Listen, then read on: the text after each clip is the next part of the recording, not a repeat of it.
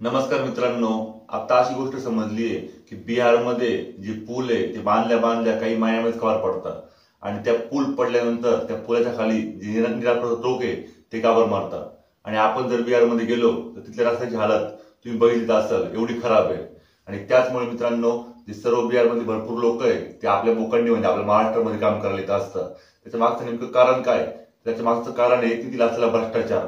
आताच जी माहिती समोर आली आहे त्याच्यानुसार बिहारमधील 1 लाख रुपये महिना कमावणारा एक इंजिनियर आहे गव्हर्नमेंटचा, त्याच्याकडे जवळजवळ 100 कोटीपेक्षा जास्त जी संपत्ती आहे ती सापडलेली आहे। ईओडब्ल्यूचे जे अधिकारी आहे ज्यावेळेस या घरावर रेड मारायला गेले होते त्यावेळेस ती संपत्ती बघून त्यांना सुद्धा आश्चर्य वाटलं होतं।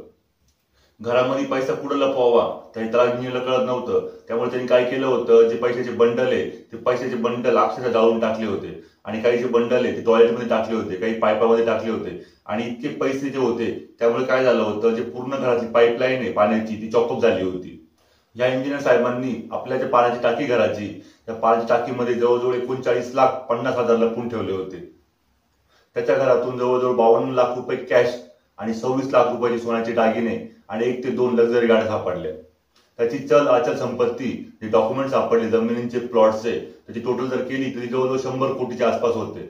मित्रांनो, 1 लाख रुपये महिना कमावणारा एक अधिकारी, एक इंजिनियर, त्याच्याकडे जवळजवळ 100 कोटीची प्रॉपर्टी सापडते। एवढा मोठा भ्रष्टाचार आहे हा बिहारमध्ये होत राहतो। त्याचमुळे बिहारची हालत एवढी खराब झाली आहे या सर्व भ्रष्टाचारामुळे झालेली। रेड मारणार जे अधिकारी त्यावेळी पटनाच्या घरामध्ये गेले होते, त्या घरामध्ये गेल्यानंतर त्याची जी बायको आहे तिने सांगितलं की मी घरामध्ये एकटी आहे आणि रात्रीचे 12 ते 1 वाजले तर तुम्ही रेड मारायचा तुम्हाला अधिकार नाहीये। त्यामुळे जे ईओडब्ल्यूचे अधिकारी आहे हे रात्रभर तिथे थांबले। सकाळी 5 वाजता जे काही नातेवाईक आहे ते नातेवाईक आल्यानंतर त्यांनी त्यांचं काम करायला सुरुवात केली। ज्यावेळेस ते बंगल्यामध्ये गेले होते त्यावेळेस हाच विनोद राय जो आहे तो दुसऱ्या मजल्यावर नोटा जाळत बसलेला होता आणि जेवढ्या नोटा त्याला जाळता आल्या त्या जवळजवळ 13.5 लाख रुपये ज्या जळलेल्या नोटा आहेत त्या सापडल्या। बाकी सर्व जे पैसे ते कॅशमध्ये सापडले होते पाण्याच्या टाकीमध्ये। तर मित्रांनो, अशी होती या बिहारच्या एका अधिकाऱ्याची कहाणी। 1 लाख महिना कमावणारा अधिकारी, जवळजवळ 100 कोटीची प्रॉपर्टी।